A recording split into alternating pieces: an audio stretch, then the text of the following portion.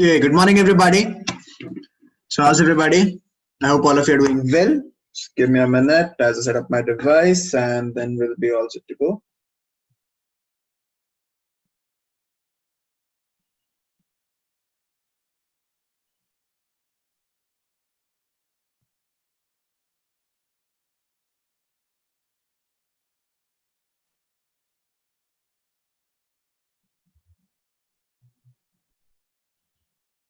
One second.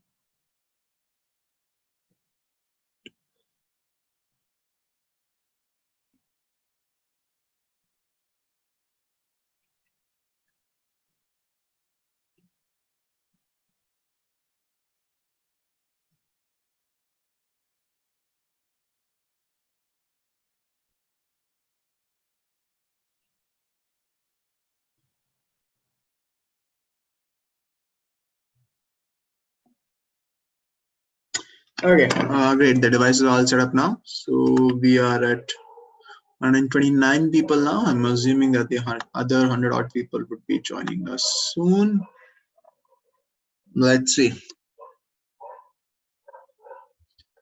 Okay, Aditya, Rajeshwari, Bhumika, Chaitra, Raksha, Manisha, Prakriti, Khushi, Baswaraj, Narek, Sanya, Ashwin, Anil, Pritesh, Sanjana, Shashwat, Tarun, Sanjana, Soumya, Ruchi, Vijay Kumar, Pranav, Rakshita, Sindhu, Advait, Shreya, Chetan, Sanjana, Shreya, Sahana, Anand, Sakshi, Khushi, Guru Kiran, Abhishek, Mahavirya, Sumati, Namrata, Dhanush, Hariprakash, Prajwal, Sushma, Shravana, Chaitra, Trupti, Aishwarya, Vishal, Megha, Chinmay. Good morning, everybody. Okay, start karte hain. So let's not waste any more time. Let's directly get into the topic of today's class. So today, obviously, we're continuing with strategies for enhancement in food production, and today is lecture number 3. Obviously, I am seeing your text. Do not worry. Okay, so today is lecture number 3. Okay, so let's just do a quick recap of what we did yesterday. Why have I written revision here? Central recap. Anyway, okay. So what all did we? So in yesterday's class, we talked about animal breeding. In yesterday's class, we talked about animal breeding, right? And in animal breeding, we talked about inbreeding, right? Then we talked about outcrossing. We talked about outbreeding.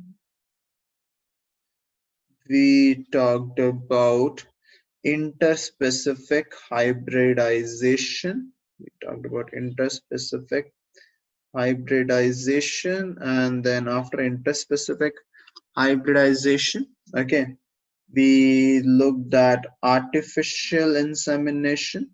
We looked at artificial insemination, and then we looked at, okay, multiple ovule embryo transfer theory.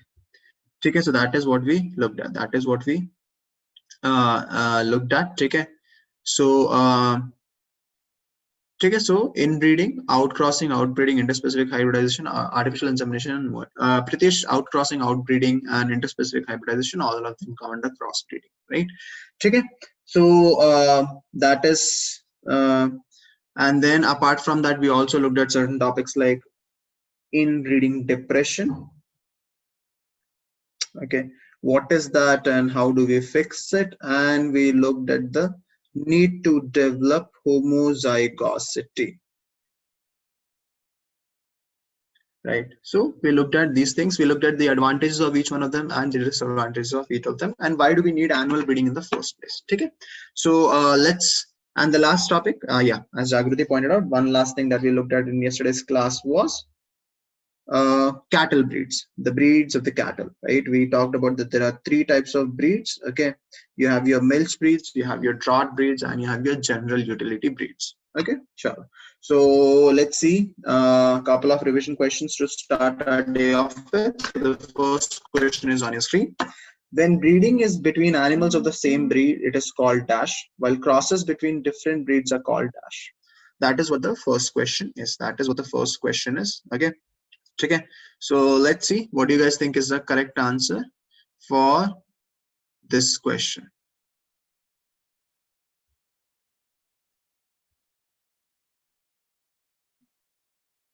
Okay, so the poll is now live on the screen. When breeding is between animals of the same breed, it is called what? And while cross between different breeds are called what? Think this should be straightforward.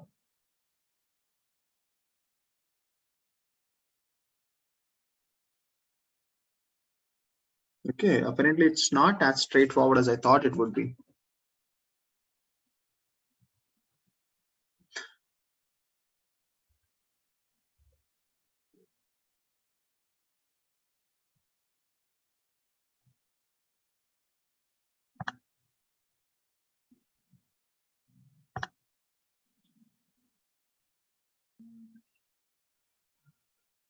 Okay, let's see.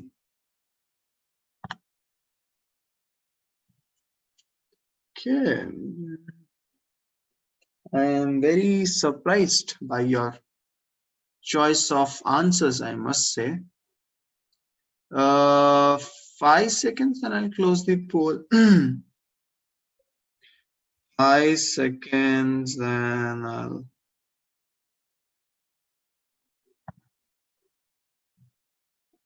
close. 5 seconds and I'll close the poll.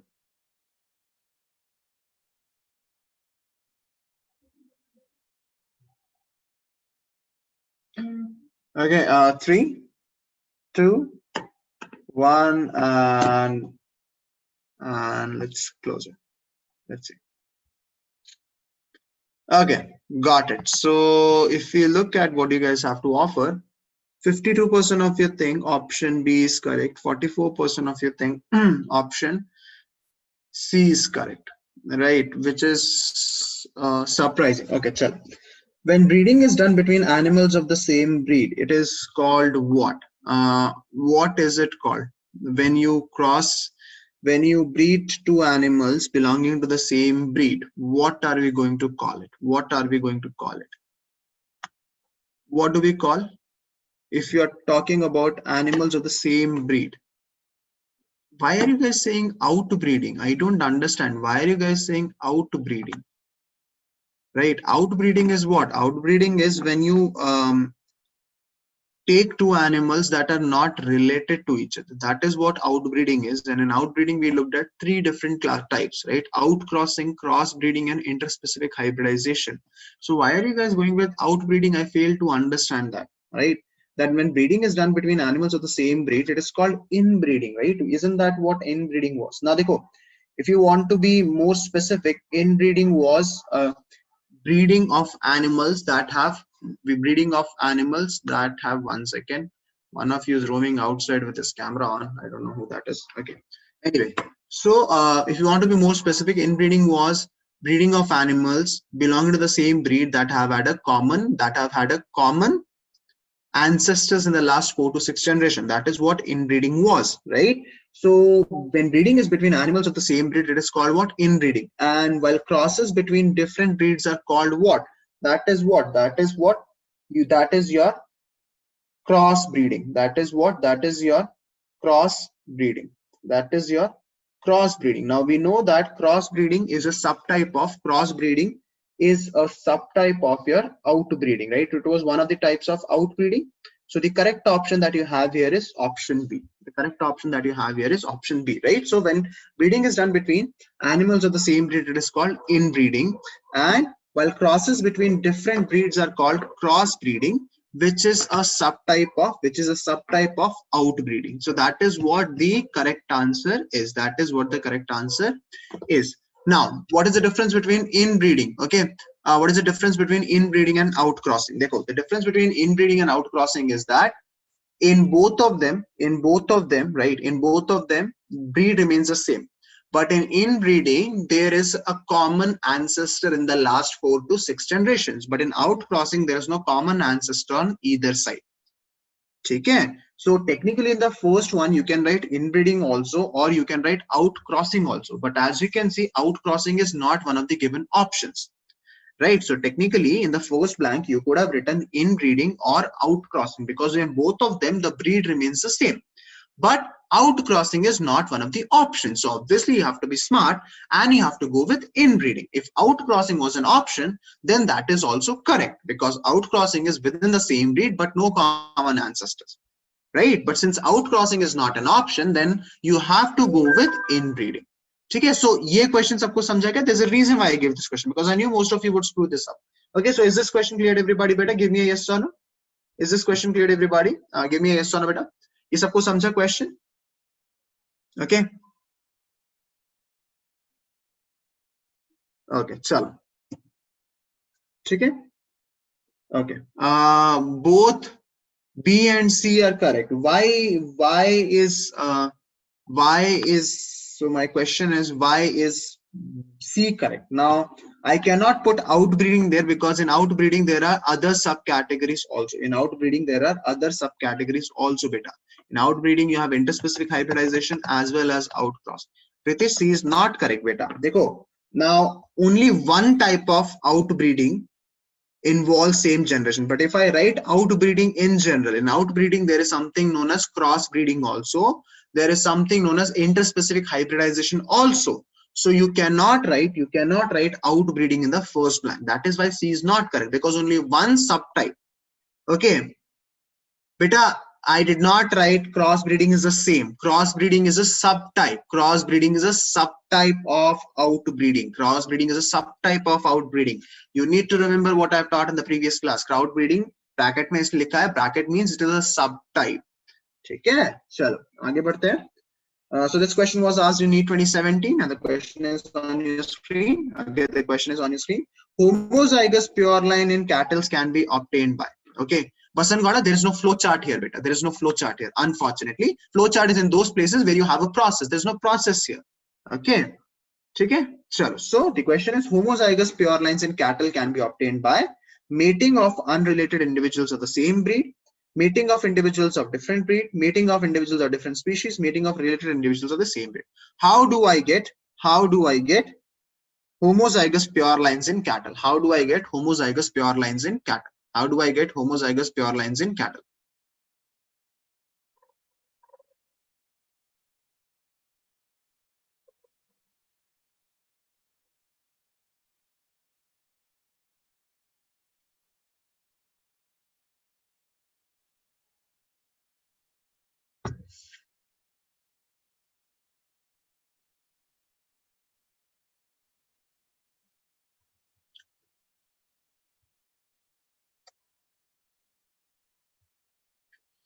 Okay.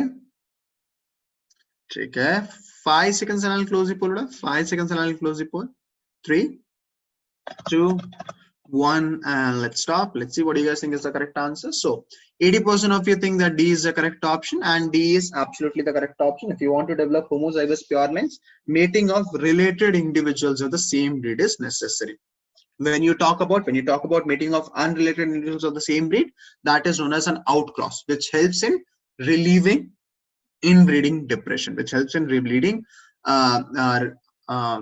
the inbreeding depression. ठीक है, चलो आगे बढ़ते हैं. So what do we have on the agenda today? So today we have two things on our agenda. Okay, and introduction of this last thing. Okay, so the two things that we have on our agenda are beekeeping, and another one that we have is that is your fisheries. Those are the two main things that we'll be talking about, and at the end of the class we'll be doing a brief introduction of green revolution, which will lead us directly into tomorrow's topic. So those are the two main topics that we'll be talking about. Okay, and the last topic that we'll be talking about is introduction to green revolution. Obviously we'll be continuing green revolution tomorrow, and then we'll start with your plant breeding tomorrow. Okay, which revolution? Green revolution, beta Dhanush, green revolution. Okay, chalo. So let's first talk about your bees.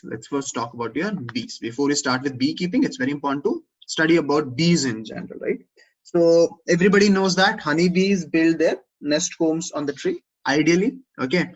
And they are highly colonial, social, and polymorphic insects. They are highly colonial, social, and polymorphic insect. Colonial means what? That they form colonies. As you can see, beehive is nothing but a colony. Social, right? They interact with each other and they're dependent on each other's work in order to survive. So the question is, what is the meaning of polymorphic? What is the meaning of polymorphic? Can anybody tell me what is the meaning of polymorphic? Okay, can anyone tell me what is the meaning of polymorphic? It should be straightforward. I hope all of you know what the meaning of poly, and I hope all of you know the meaning of morphic. So polymorphic, what do we understand from the word polymorphic? Okay, so poly means multiple, morphic means outside structure, morphology, right? So polymorphic insect means what? Within the same population, there will be different types of individuals. Different types of individuals. Within the same population, there will be different types of individuals. So that is the meaning of polymorphic. That is the meaning of polymorphic insects. Okay? So they form colonies, they are social, they interact with the members of the population, and they are polymorphic insects. Okay? And the honeybees have best developed social life. So of all the animals, of all the members of the plant kingdom, except for maybe humans, honeybees have the best developed social life. Okay, scientists have devoted their lives to study honeybees. Scientists have won Nobel prizes by studying honeybees and their social life structure, right? So apart from maybe the humans, honeybees are the most social organisms in the animal kingdom, right? And there are three types of individuals or castes found in the colony of honeybees. I think all of you know what are the three types of individuals that you expect to see in a colony of honeybee. What are the three types of individuals that we expect to see in the colony of a honeybee?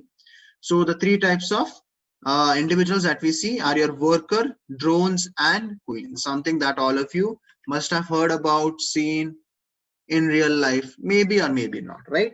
Okay, so let's just talk about those three in brief, right? तुम लोगों को पहले काफी idea होगा, right? So queen is a fertile female which lays eggs.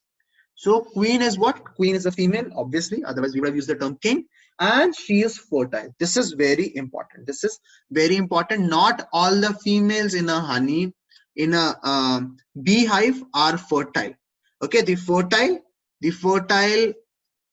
female is known as the queen. The fertile female is known as a queen, and one queen is found in one nest. One queen is found in one nest, right? If by chance there are two fertile females in a single beehive, then one of them has to leave the beehive. One of them has to leave the beehive, right? So normally in one nest you will find one queen. Okay, one queen. Now, what are drones? Drones are males which mate with the queen. Okay, drones are what? Drones are males. This is very important. Drones are males. And what is their function? Their function is to mate with the queen. Their function is to mate with the queen. Their number in the colony is not much. Their number in the colony, not much. Okay? And drones are produced by parthenogenesis. Drones are produced by parthenogenesis. That means drones are nothing but sperms moving around in the beehive, because there is no fertilization of the egg. There is no fertilization of the egg. Okay, so drones are males which mate with the queen, and their number, okay, and their number in the colony is not that much. Okay, and their number in the colony is not that much. Okay, and they are produced by parthenogenesis, and they are produced by parthenogenesis. Thank you very much, Pranav, for pointing it out. There's an R missing here. And they are produced by parthenogenesis. That means they are nothing but sperms moving around. They are nothing but sperms moving around. Okay, so it's very important to remember that. Okay, now workers are sterile females and perform various duties of the colony. So workers are what? Females, and they are sterile. So that is a key distinction. Okay, that is a key distinction between workers and queens. Both of them are female, but only one of them is fertile. Only one of them is fertile. Only one of them is fertile. So how is only one bee fertile? So the female bee that is fertile is fed royal jelly, and that royal jelly is responsible for giving rise to a fertile female, giving rise to a fertile female. Okay, so that is why there is only one fertile female in the beehive, because that female is fed royal jelly, okay, when she is a newborn, and that ensures that she turns into a fertile female. And that is a key difference between a queen and a worker bee. Okay. Okay, so what is the thing that you have to remember? That queen is a female and fertile, and there is only one queen in one nest. There is only one queen in one nest. Yes. Okay. So drones are the males which mate with the queen. Drones are the males which mate with the queen, and they're responsible for giving rise to the females, and they're responsible for giving rise to the females. Okay. And among those females, most of them are okay. Among those females, okay, most of them are, one second. So among those females, most of them are workers, and the one that is fed royal jelly turns into a new queen. So basically, this is how it works. The queen mates with the drones and gives rise to your worker bees, all of which are female. Now one of them is fed the royal jelly when it's still a newborn, and that worker bee basically turns into a queen bee. And when there are two queen bees, one of them is forced to lose.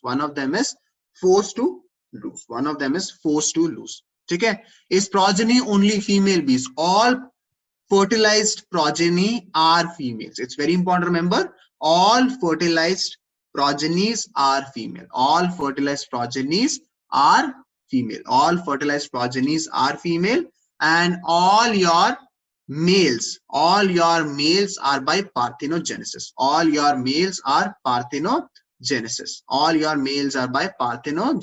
Right? So people are asking, then how are the drones born? Okay, so I think this is something that I mentioned before also, probably in the first chapter, right? So what are drones? Okay, so do drones come from the sperms or the unfertilized eggs? Where do the drones come from? Okay, where do the drones come from? Okay, where do the drones come from? Okay.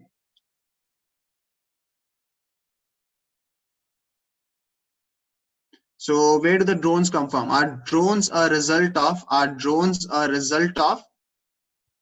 a sperm or an unfertilized egg? What is the drone? What are the drones result of? What are the drones result of? So the drones are result of, okay, so your drones are result of eggs that are not fertilized. So your drones are nothing but unfertilized eggs. So we know that queen is responsible for, let me put it this way. Okay, so I think this flowchart will help you guys understand it better. Okay, that queen will lay eggs. So these are all eggs. Queen will lay eggs. Okay. So now what will happen is that queen will lay eggs. Now eggs that get fertilized. So let's say these 3 eggs get fertilized by the sperm from the drone. So drone comes in and impregnates these 3 eggs. This one is not fertilized. So this not fertilized egg will give rise to a drone. And these 3 fertilized egg will give rise to a worker bee. Now the worker bee that is fed the royal jelly, turns into a queen. That is how it is. That is how this goes. Okay, so it is very important to remember how the general structure of a beehive is. Okay, that drones come from unfertilized eggs.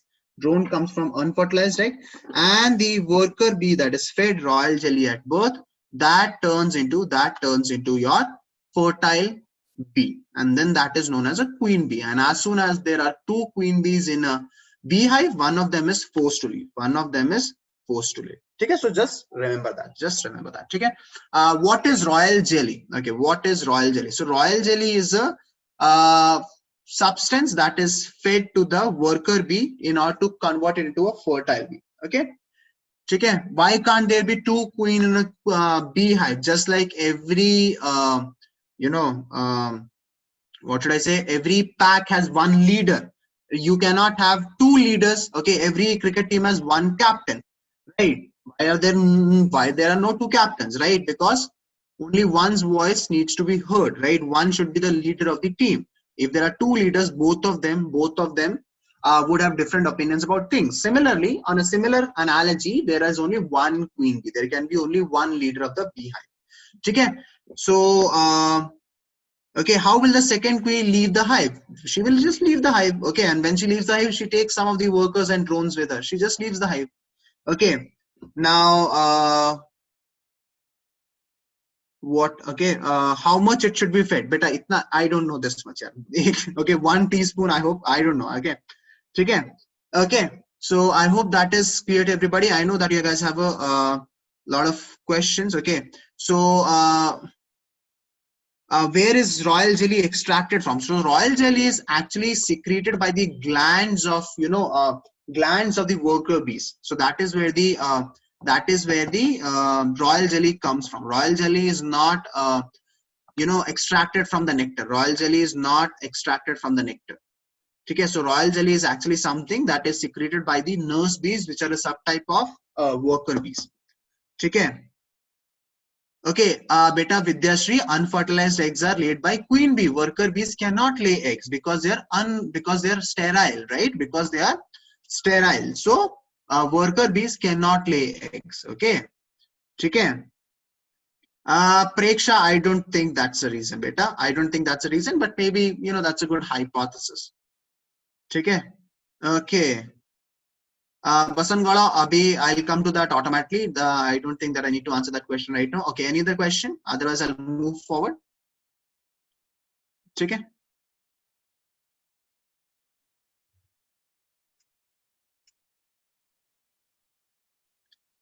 So beta, basically, you have to give them, okay, you have to give them right when they are, okay, in the larva stage. So when the bee is in the larva stage, it should be surrounded by the royal jelly. Only then that particular larva will turn into a queen. It's not like something, a bee has been formed, then you feed it like a mother feeding a child. When there is a larva, okay, you surround that larva with the royal jelly. And what basically royal jelly does is it triggers the development of ovaries. Okay, and that is why worker bees are sterile, because in worker bees the ovaries are not developed. And in order for ovaries to develop in the bees, royal jelly is very important during the larva stage of development.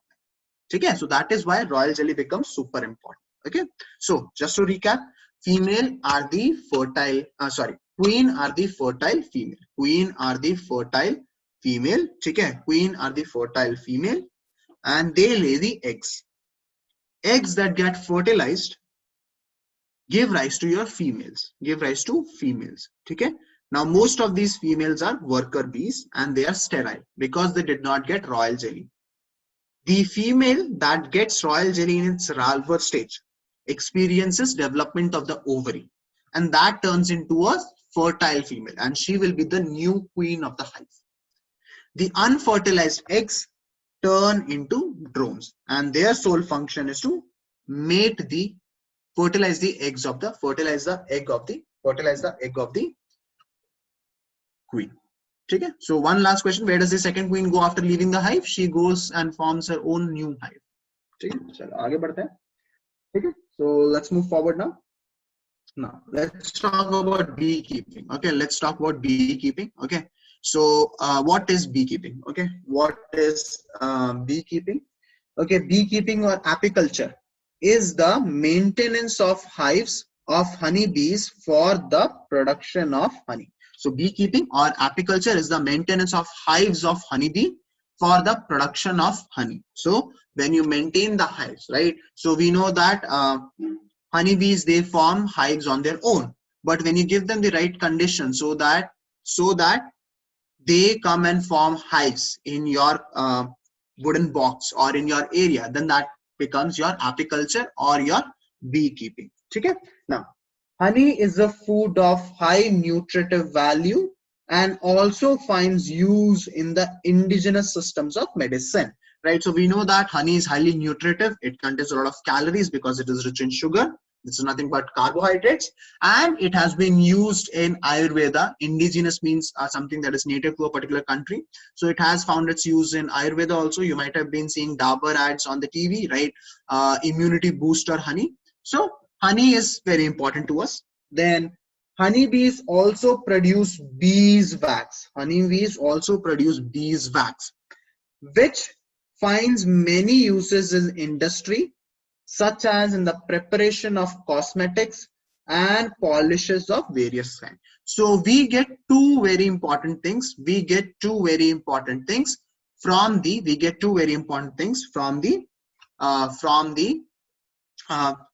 bees. One is honey, which all of us know about, and the second one that is your bee wax. Okay, so honey is highly nutritive for us, and it is also found used in Ayurveda, while bee wax on the other hand is used in preparation of cosmetic items and polishes of various kinds. We'll be looking at honey and bee wax in bit more detail in 5 to 10 minutes. Okay, let's move forward now. So beekeeping can be practiced in any area where there are sufficient bee pastures of some wild shrubs, fruit orchards, and cultivated crops. Okay, so beekeeping can be practiced in any area, okay, where there are sufficient bee pastures. That means the bee population is high enough. Okay, and then there is fruit orchards and cultivated crops, because we know that in order to get the honey we need their nectar, and for nectar we need crops and we need fruits which are going to be pollinated, because while pollinating they collect the nectar from the flowers of the plants, right? So beekeeping can be practiced in any area, right? If you have a large enough area in your backyard, you can practice beekeeping there also. You just have to ensure that, okay, in your area the bee concentration is high enough. Then there are fruit orchards and cultivated crops around you, so that they can collect nectar easily. Okay, then beehives can be kept in one's courtyard, on the veranda of the house, or even on the roof. So you can keep beehive anywhere. You can keep a beehive anywhere, given that you meet the above conditions.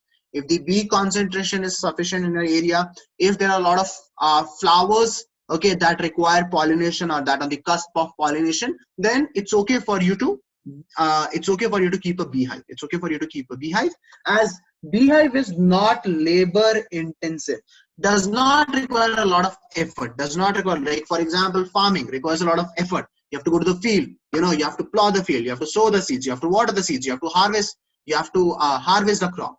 And animal farming also, a lot of effort, right? You have to get a calf, then you have to rear the calf, then you have to make sure that the calf eats properly, that the calf is disease free and all that stuff. Beekeeping on the other hand is not that intensive.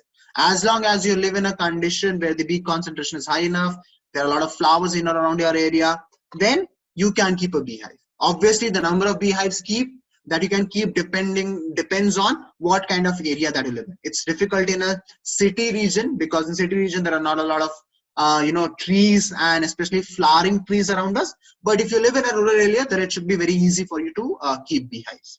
Okay. So far so good about beekeeping. So far so good. Just give me a yes or no. यहाँ तक सबको समझा? Okay. What are bees and beekeeping also? ठीक है. चलो आगे बढ़ते हैं. Now there are several species of honeybees which can be reared. You have Apis mellifera, which is basically the bee that is reared in almost every country or majority of the country of this world. That is Apis mellifera, which is also known as Italian bee. Then you have Apis indica, which is your Indian bee. So obviously this is the bee that we rear in India. Okay, Apis indica, because it is better suited to the environmental conditions of India. Very, very hot, very, very cold, right? Sometimes very, very rainy. So, it has to be like Indians, that is adaptable. So you have your Apis mellifera, which is Italian bee. You have Apis indica, which is your Indian bee. Okay, then you have Apis dorsata, which is your rock bee, and then you have Apis florea, which is your little bee. These are the 4 types of bees that are reared primarily, all around the world. Obviously, as you can see that there are other bees also like Apis cerana, which are reared, but those are reared in very niche places or places that are not that popular and they're not used widely. These are the 4 species of bees that are used commercially in most of the countries of this world. Apis mellifera, which is your Italian bee, Apis indica, which is your Indian bee, then Apis dorsata, which is your rock bee, and Apis florea, which is your little bee. Okay, okay, chalo आगे बढ़ते हैं then. Now, okay, beekeeping, though relatively easy, does require some specialized knowledge, and there are several organizations that teach beekeeping, right? Even though it's not labor intensive, ज़्यादा मेहनत करने का ज़रूरत नहीं है. Once you have set up the beehive, the bees will come automatically, right? But it does require knowledge. Just because it does not require a lot of physical effort does not mean that does not require knowledge, right? Just like you need knowledge of the crops, which crops to grow in which season, right? And which breed to bring in which region. The same applies to bees also, right? You need some knowledge, even though the physical work might not be as much as farming or animal farming, but it does require knowledge. Now, what are the points that you should keep in mind if tomorrow you want to start a beehive of your own? You would require knowledge of the nature and habits of the bee.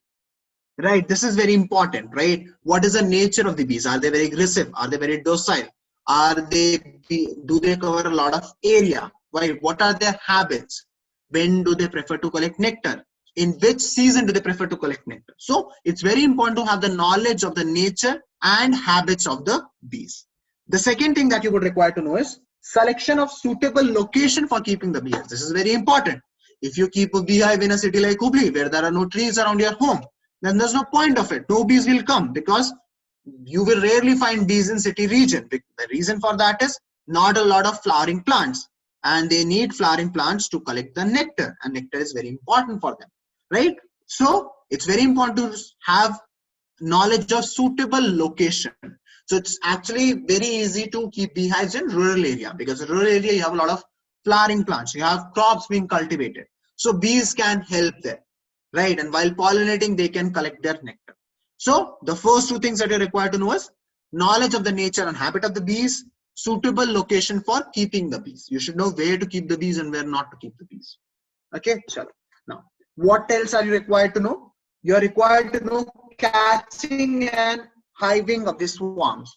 How do you catch and keep them, right? So these are the boxes, these are your beehives. So inside these beehives, you'll have these stacks of combs in which the bees will live. So you should know how to catch and hive them, how to rear them. That is very important. You cannot just set up a beehive and then expect them to come. You should know how to catch and hive them. Okay? Then management of beehives during different seasons.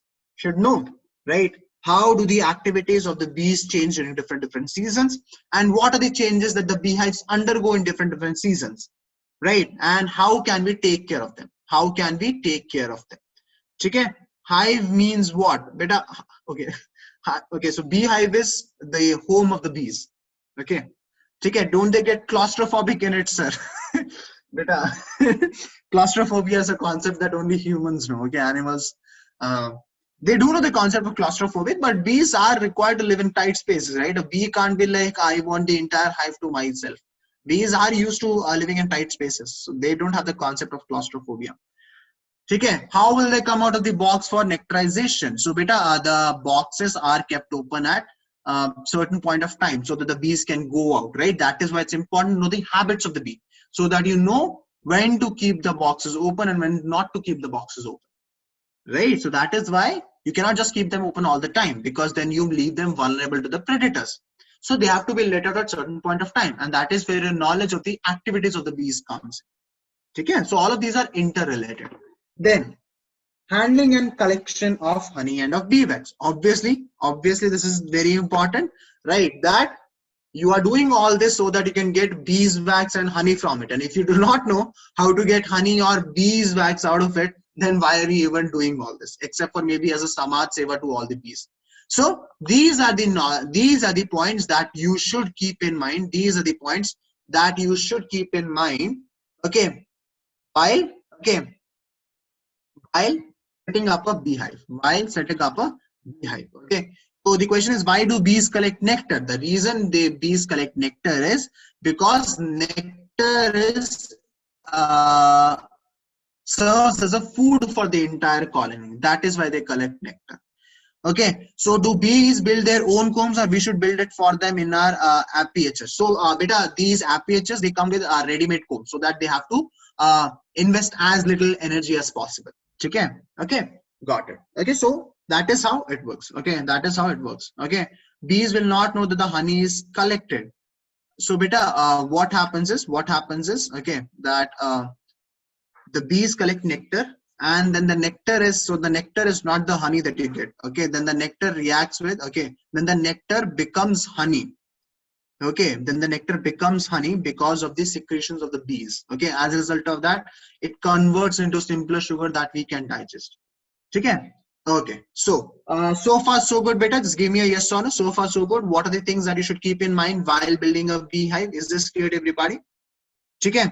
How bees build honeycomb? So bees build honeycomb by using bee wax, which we extract out of it once the beehive has matured. So what is beeswax? Beeswax is a kind of wax, right? I hope all of you know what is wax. So wax secreted by the bees to build their hive and to seal the hexagon. So if you look at a beehive close, you will see hexagon shapes, right? You will see hexagon shapes. So in all these hexagon shapes, you will have your honey or nectar. And once a hexagon shape is completely filled with your honey or nectar, the bee seals the hexagon so that it doesn't come up. And the bee seals the hexagon with again the honey or with again the beeswax. So the beeswax is used to make the hive as well as to seal the hive once all those hexagons are filled with the nectar. Okay. So does bee use honey? Bee uses the nectar as a food. The colony uses the nectar as a food. And in the process, they convert the nectar into honey, into digestible sugar, which we can easily digest. Okay. And does the color of honey change as the bee variety change? So the color of honey and the taste of honey depends on what kind of flowers the bees are pollinating. Okay. So I hope I cleared everybody's doubt. Now let's move forward. Now, honey bees have the following importance. What importance do they have? Okay. So what is the importance of honey bees? So the first thing that they give us is honey. Honey is what? Honey is a sweet, viscous, edible fluid. It is sweet, it is viscous, and it is very thick, and it is an edible fluid. What is it made up of? It is made up of ash. I hope all of you know what is ash. Okay, ash is burnt living remains of the living organism. So that is what ash is. Then minerals. Again, no need to remember the percentage. Okay, that percentage is not relevant to you guys. Just know what it is made up of. So chemical composition of honey is ash, minerals, vitamins, sugar, water, amino acids, and certain enzymes secreted by the bees. So those are the contents. Of honey. Primarily, as you can see, it consists of two things: sugar and water. Right? Sugar and water constitute for more than 60% of what honey is. Then the other comes from your ash, minerals, vitamins, amino acids, and enzymes. Right? So that is what your honey is made up of. Okay. Honey also contains pollen. Honey obviously also contains pollen. Right? And the color, flavor, and smell of honey depend on the flowers from which the nectar is collected, right? So if you, I don't know how many of you, so I am assuming most of you have had honey. So you will see that the honey of different brands tastes slightly different. Okay, and the reason for that is because they use different types of environments for their bees to pollinate on. for the bees to feed on. So that is why the honey tastes slightly different of different brands. Okay, unless you're buying a local brand which is not pure honey. If you look at all the major brands like Patanjali or Dabur, right? If you ever taste a Dabur honey and if you ever, let's say, taste a Patanjali honey, you will see a mild difference in the taste. And the reason for that is in both those companies, the bees have different set of plants to pollinate on. So it depends on which flower the nectar is collected from. Is Dabur honey better than Patanjali? I have no idea. I have no idea. Okay. Plus, I don't care also. As long as both of them give me pure honey. Can bee wax be eaten? Yes, bee wax is actually edible. Right? Bee wax is actually edible. Okay. Do these companies give pure honey? Yes, they do give pure honey. Yeah, they're not stupid, right? If they have the FSSAI stamp and they said 100% pure honey, then it is 100% pure honey. Okay. Okay. Now they give us honey. What else do they give us? They give us beeswax. They give us beeswax. Now, beeswax is made of secretion of worker bees' abdominal glands, right? Abdominal gland. And they use it not only to build the hive, but also seal the hive once the hexagon has been filled with the nectar. Okay? And it is used in manufacture of many items, including cosmetics, shaving cream, face cream, ointments, plaster, carbon papers, pencils, candles, etc. Okay, they are actually using hundreds of different products, but I did not mention all of them because the lack of space. So, bee wax is produced by the worker bees' abdominal glands. Very important, remember, where do we get bee wax from? We get bee wax from worker bees' abdominal glands. And they are used in items including cosmetics, shaving cream, face cream, ointments, plasters, carbon papers, pencils, candles, etc. Okay? So those are the important things about bee wax. Those are the important things that bee wax up. So some people also eat bee wax, and it's completely okay to eat bee wax once it has been cleaned completely. And what is the third and probably the most important reason or economical importance of bees in our life? Pollination. Honeybees are pollinators of many crop species such as sunflower, brassica, apple, and pear. Okay, so it's very important. That is probably the most important reason why we should have bees and why we should make sure that the bees do not go extinct, because they are involved in pollination of many crop species. So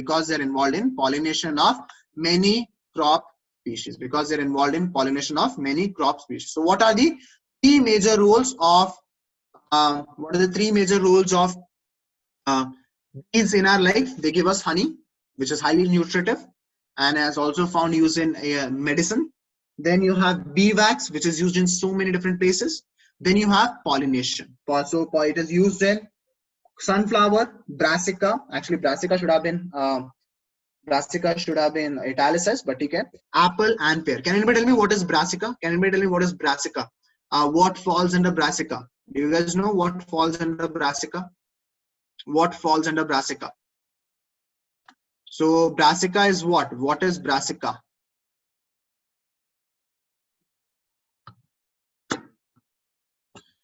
Okay. So brassica is cabbage, right? Why are you guys saying mustard? Brassica is cabbage, right? If my memory serves right. Brassica is cabbage family, right? So all the members of the brassica are your cabbages, right? The different types of cabbages that we have, all of them fall under the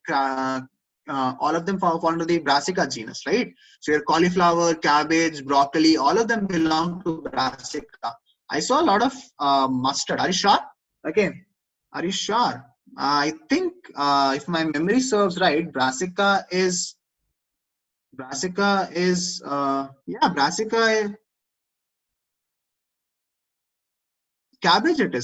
It is cabbage. Okay. But yeah, okay, okay. I got it. Yeah, I got it. Okay. I figured what it is. Okay. So okay. So they are cabbages, okay, and they are the genus of the plants in the mustard family. They are genus in the plants of mustard family. Okay, do not worry. Okay, so both are correct. Chinta mat karo. Okay, so both are correct. Okay, okay. Why does it require pollination? So that fertilization can take place. That is why they require pollination. Okay, Okay. So far so good. Okay. Now, keeping of beehives in crop fields during flowering period increases pollination efficiency and improves the yield, beneficial both from the point of view of crop yield and honey yield. So you should keep, okay, uh, you should keep your beehives in crop fields during flowering period because it will serve two things. First is pollination efficiency increase होगा. Second is it will also improve the honey yield. So एक तीर से दो निशान है. That is why, you know, that's an added advantage. So whenever your crop fields are flowering, put your beehives there. Your pollination will increase, and then your honey yield will also increase. So that is what the last point means. So is the benefit of beehives clear, everybody? Beta, just give me a yes or no. Is the benefit of beehives clear, everybody? Just give me a yes or no, beta. Is the benefit of beehives clear, everybody? Just give me a yes or no. ठीक है, is the benefit of beekeeping clear, everybody, or beehives? चलो आगे बढ़ते हैं फिर. Now let's move forward. Now let's move to fisheries. Fisheries. Pritish, just remember what is honey made up of. No need to remember those percentages, beta. Okay. So what is fishery? So fishery is an industry devoted to the catching, processing, or selling of fish, shellfish, or other aquatic animals. So that is what fishery is. You have to catch them, you have to process them, and you have to sell them. So the entire industry is known as fishery. Yeah, that entire industry is known as fishery, not Syria. Okay, so that entire industry is known as your fishery. Okay, and a large number of our population is dependent on fish products, and other aquatic animals such as prawns, crabs, lobster, edible oyster for food. So we know that majority of Indians are actually non-vegetarians compared to vegetarians. I think 60% of us are non-vegetarians, right? So obviously seafood would form a very key component, especially in the southern region of the country, which is surrounded by sea. Okay, seafood is not that common and popular in the northern India because of the lack of water bodies, I should say marine water bodies. So yes, so seafood forms a very important component of a lot of people of this country, Okay. Now fisheries has an important place in Indian economy also. This is also true that a lot of people, it provides income and employment to millions of fishermen and farmers, particularly in the coastal states. So if you go to the coastal regions of Karnataka, Maharashtra, Goa, Tamil Nadu, Kerala, Andhra Pradesh, West Bengal, in all those regions, there are millions of people, lakhs of people who depend directly on the fishery industry for their employment. That is what their full-time job is, to catch the fish, to sell the fish. Okay? And for many, it is the only source of their livelihood. Source of their livelihood. People say eating fish makes your brain sharp. Is it true? I think it's a myth. If I have to take a guess, I would probably say it's not true. I would probably say it's not at all true. I'll probably say it is not at all true. Okay? Okay. Chalo. आगे बढ़ते हैं फिर. Now, there are two types of fisheries. Inland fisheries and marine fisheries. There are two main types, inland fisheries and marine fisheries. Now, what are inland fishery? So, inland fishery deals with the fishery aspects of waters other than marine water, right? Other than, मतलब samudra, right? Ocean and sea छोड़ के जहां पे भी तुम fishing करोगे, that is part of your inland fishery because that is within the land. Within the land, whatever water sources you have, ponds, lakes, rivers, all those come under inland fishery, right? All those come under inland fishery. Or inland fishery, maybe there are two types of waters in which you can fish for. Okay, so there are two types of water. Okay, 1 second. My Apple Pencil has run out of charge. It would need probably a minute. Okay, so there are two types of water. In which you can do inland fishery. That is your, one second, fresh water and brackish water. That is your fresh water and brackish water. Okay. So what is inland fishery? Inland fishery is fishing in all the water bodies except for the seas and the oceans. And in inland fishery, there are two types of waters in which you can fish: the fresh water and the brackish water. So what is fresh water and brackish water? Let's see. What is fresh water and brackish water? Let's see. So what is fresh water? Fresh water includes the country's great river systems, an extensive network of irrigation canals, reservoirs, lakes, tanks, ponds. So that is what fresh water is. River में fishing कर लो, lakes में, ponds में, tanks में, or in all these things, if you fish, that is your fresh water. That is your freshwater fishery. What are the fishes that we get from freshwater fisheries? Rohu, catla, singhara, etc. So those are the fishes that we get from freshwater fisheries, which is a subtype of inland fishery. Okay? Now, what is brackish type? So brackish type water is, in brackish type water you have estuaries, lagoons and mangrove swamps. They constitute the brackish type of water. So brackish type of water का मतलब क्या है, right? So we know that fresh water is not saline. Fresh, like all of us can drink river water, right? If it's clean.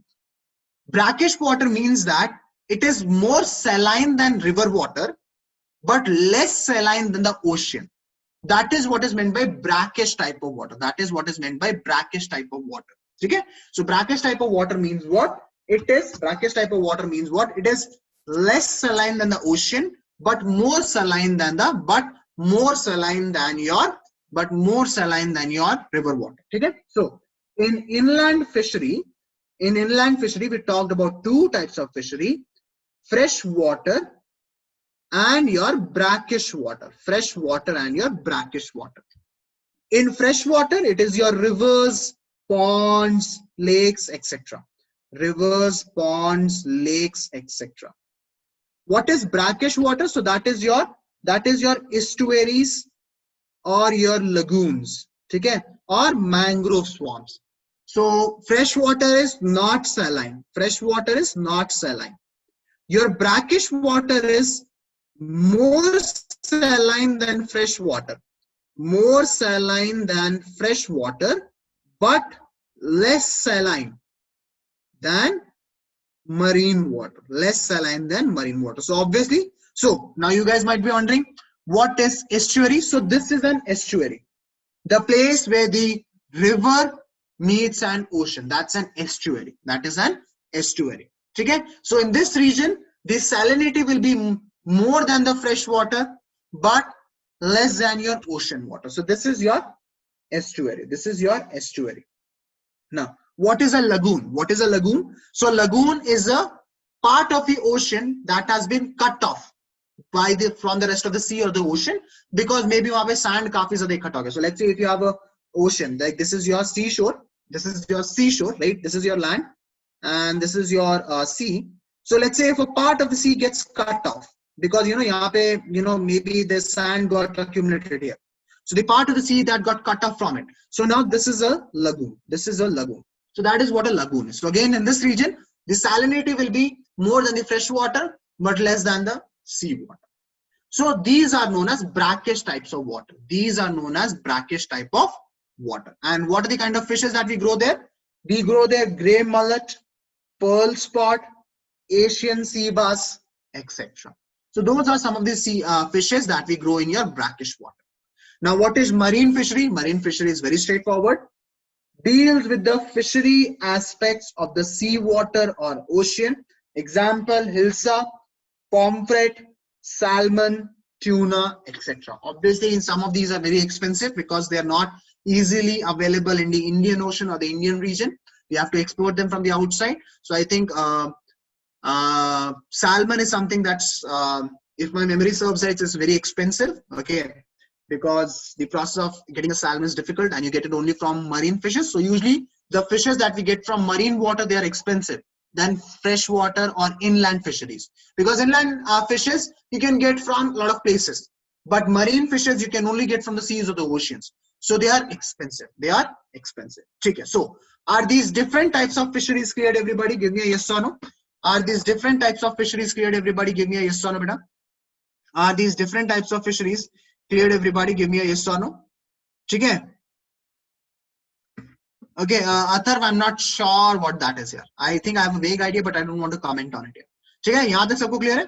चल, आगे बढ़ते हैं then. Now, okay, so there are different types of techniques that farmers have employed, right?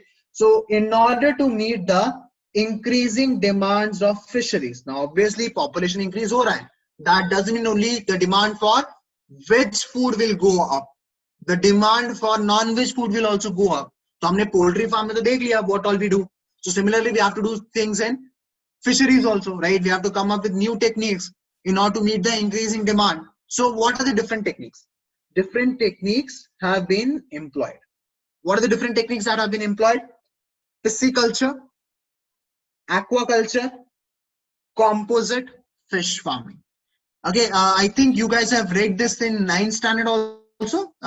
याद है कि नहीं? 9th standard पढ़ा था pisciculture, aquaculture and composite fish farming. You guys remember 9th standard? I think crop management, something like that. I think that was the chapter name, right?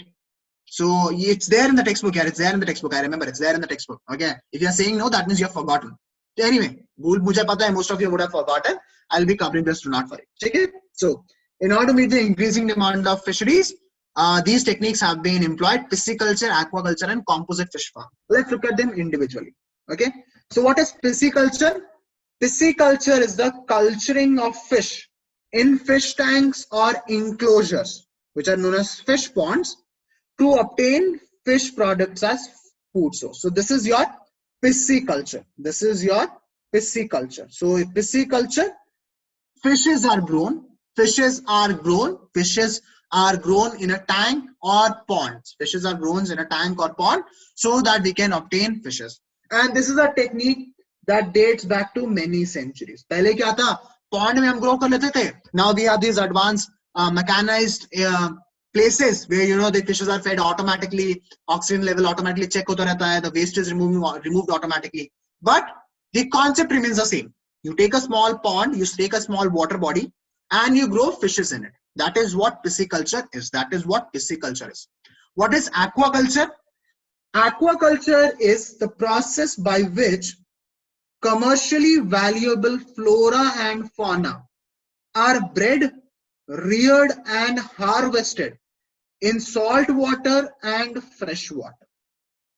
It involves the farming of fish, crustaceans, mollusks, and aquatic plants. So the key difference between pisciculture and aquaculture is, in pisciculture, only fish is grown in a small water body. In aquaculture, flora and fauna both are grown. So not only you will grow aquatic life, not only you will grow aquatic animals, you will also grow aquatic plants. So you'll try to give it an ecosystem. You'll try to create an ecosystem there. Okay, in which is done both in salt water as well as fresh water. Which is done both in salt water as well as fresh water. And in this, you not only grow fishes, you also grow crustaceans like prawns. Okay, mollusks, right? Your octopus, and then aquatic plants. So pisciculture is strictly about fishes in a small water body. Aquaculture is growing not only the aquatic plants but also the aquatic animals. And the aquatic animals not only include fishes but also crustaceans like prawns, lobsters, mollusks like octopus, and aquatic plants, maybe algae, something like that. So that is the key difference between pisciculture and aquaculture. Okay? So pisciculture हमने देख लिया. This is what an aquaculture looks like. So as you can see, this aquaculture has been set up near the beach of an ocean. Near the beach of an ocean. So this is what aquaculture looks like from the top. If you want to see what does an aquaculture look like from the side, this is what the aquaculture looks from the side. If you go under the water. So this is your aquatic life being grown. This is your mollusks being grown. Mussels are a type of mollusks. Okay. Okay. And this is these are your fishes in a cage. These are your fishes in a cage. Okay, so that is what an aquaculture is. That is what an aquaculture looks like. If you go under the ocean, if you go under the water, that is what an aquaculture looks like. Why do they grow mollusks? Because people like eating mollusks here. People eat mussels, right? Plus, you can use the mussel shells as fish food also. So यहाँ से तुमने mussels लिया, you took the meat out of it. जो shell बच गया, you crumble it down and use it as fish food. यहाँ पे डाल दो. So it's sustainable, right? So that is why they grow mussels. Mussels serve multiple purposes. You can eat the meat, plus you can use the remnant as fish food also. Okay, so that is what an aquaculture looks like from the side, and the previous figure was an aquaculture from the top. That is what an aquaculture looks like from the top. Okay, so is the difference between pisciculture and aquaculture clear, everybody? Beta, give me a yes or no. Is the difference between pisciculture and aquaculture clear, everybody? Sabko samjha? Difference between a pisciculture and an aquaculture. Okay, just give me a yes or no. Okay, so yahan tak sabko clear hai? Now, the last one that we had was composite fish farming. The last one that we had was composite fish farming. Again, something that we started in 9th standard. So, it is found that if you selected, what the hell? Kaise khatam ho gaya kya? Okay, so it is found that if you selected, okay, sorry, khatam nahi hua tha. Actually, okay. Anyway, so it is found that if few selected species of fish are stocked together in proper proportion in a pond, total production of the fish is increased many times. Total production of the fish is increased many times, right? So if you take a certain combination of fishes in a single pond, then we saw that the production of each of those fish increases. And this type of mixed farming is called composite fish farming, where you take multiple types of fishes in a single water body and you grow them. That is known as composite fish farming.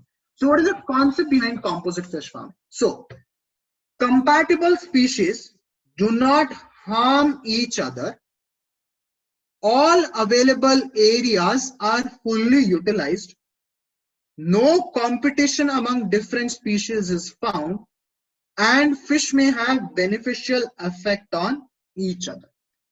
Right, so you take species such that they do not harm each other. That is the first criteria. They utilize all the areas of the pond. No competition is found in different species. No competition is found in different species. And they may have some beneficial effect. Last one is not that mandatory, but the first three are absolutely mandatory. That is, they should not harm each other. All the areas of the pond should be completely utilized, and there should not be competition. They should not be fighting for the same food source, right? And if they have some additional benefit in each other, hamare liye wo positive point hai. So those are the properties that you look for in species, compatible fish species, when you want to use them for composite fish farming. So for example, Catla, Labiorota, and Quirina are surface feeder. So Catla is surface feeder. Labio is column feeder. That means middleman. Then Sirena is your bottom feeder. So they utilize all the different parts of the pond. So Catla will feed at the top. Labio will feed whatever food source is present in the middle, and Quirina will feed whatever food source is present at the bottom. And they are used for composite fish farming. So there's no need to use different ponds for these fishes, because anyway they eat at different. Agar tumne ek single pond Catla ke liye liya, whatever food source is present at the bottom of the lake, wo to Catla use karega nahi. So basically whatever is there at the bottom of the lake, that is being going to waste. So maybe you should put some fishes in there that would utilize the food resources present at the bottom also. So this is one such example where Catla, Labio, and Quirina, they feed the top, middle, and the bottom of the lake, and they ensure that no resources in the lake or the pond goes to waste. So that is composite fishing. So there's no need to have 3 different water bodies for 3 different fishes. In one water body, you are getting the job done of 3 different types of fishes. So is composite fishing cleared, everybody? Better give me a yes or no. Is composite fishing cleared, everybody? Okay, is composite fishing cleared, everybody? Give me a yes or no. No, Pritish, that is not how it works, beta. That is not how it works. We are not only talking about artificial food, but also the food present naturally in the ponds, beta. Okay, okay. So now, so that was your fisheries. That was your fisheries. Now the last thing, an introduction to green revolution. What about aquarium fish? So aquarium comes under beta pisciculture. You're only getting fishes, okay, and you can eat them if you want, but if you just want to show them, you can show them off also. Okay. So green revolution. Let's talk about green revolution. So we know that traditional farming. Okay, what is the use of composite farming? So abhi bataya na. The use of composite farming is there's no need to have 3 different water bodies for 3 different types of fishes, because all of them eat at different depths of the lake or the pond. So why have 3 different water bodies when you can grow all of them in the same water body, right? So तुम्हारा पैसा बच रहा है, effort बच रहा है, and you're also saving space. Maybe in those other water bodies that you have, you can grow something else. Prawns grow कर लो, lobsters grow कर लो. ठीक है? Okay. So we know that traditional farming can only yield limited food for humans and animals, right? Traditional farming can only yield limited food for humans and animals. Okay. Therefore, better management can increase yield, but only to a limited extent. ठीक है? हमने management तो कर लिया, right? हमने better management कर लिया कि ठीक है, थोड़ा fertilizer अच्छा कर दिया, you know, थोड़ा mixed farming कर लिया, alternate cropping कर लिया, and all that stuff. That is all fine, but that is not enough, yeah. Given how rapidly our population is going, right? Given how rapidly our population is going, it's not possible. That should be the only solution, right? For example, I was reading that UN has predicted that by 2040, our population will be at a peak of 1.8 crore. Sorry, 1.8 crore bol raha hu, 180 crore, right? We are at 130 crore, right? So then it will be at 180 crore. That would be the peak of our population, and then our population will keep decreasing. Okay, so obviously just by better management is not enough. Just better management is not enough. So in India, green revolution was responsible for our country to not only meet our requirements in food production, but also helped us to export it. So now, because of green revolution, we are not only producing food to meet our needs, but we are producing enough to export also. हम अब दूसरे देशों को भी दे रहे हैं, हमारे पास इतना ज्यादा हो गया. ठीक है? So Monkambu Sambisivan Swaminathan, or short form is MS Swaminathan, initiated collaboration with Dr. Burlaw to bring green revolution in India. So this is your MS Swaminathan. This is Dr. Burlaw, who received a Nobel Prize, if my memory serves right. And MS Swaminathan, in collaboration with Dr. Burlaw, was responsible for bringing green revolution in India. And the green revolution in India reached the highest point through introduction of Mexican varieties of wheat in India. So that was like the peak point of green revolution in India. Once they introduced Mexican varieties of wheat in India. Okay? And obviously with that we introduced a lot of breeding techniques, and the green revolution depended mainly on plant breeding techniques for high yielding and disease resistant varieties in wheat, rice, maize, etc. Right? So that is why green revolution was very important, because with that we introduced plant breeding techniques that helped in high yield, getting us high yield, as well as disease resistant varieties, in wheat, rice, maize, etc. So that was the main role of green revolution in India. It made us self-sufficient. Now we are not only meeting our own requirements, but we are also pumping out grains to other countries also. Okay? So is the introduction to green revolution clear, everybody? Better give me a yes or no. Is the introduction to green revolution clear, everybody? Okay, so tomorrow we will be starting off with your green revolution. We'll be continuing with green revolution, and then we'll look at plant breeding. Okay? Okay. So with that note, I'll stop the class here. Just give me quick feedback, then you guys can drop off. Congratulations, Shadwar. Okay. So I hope that you guys like today's class. I hope that you guys enjoyed today's class. Most importantly, I hope that you guys learned in today's class. Thank you very much for your patience. I really appreciate it. I'll see you guys tomorrow. Till then, take care, guys. Bye-bye.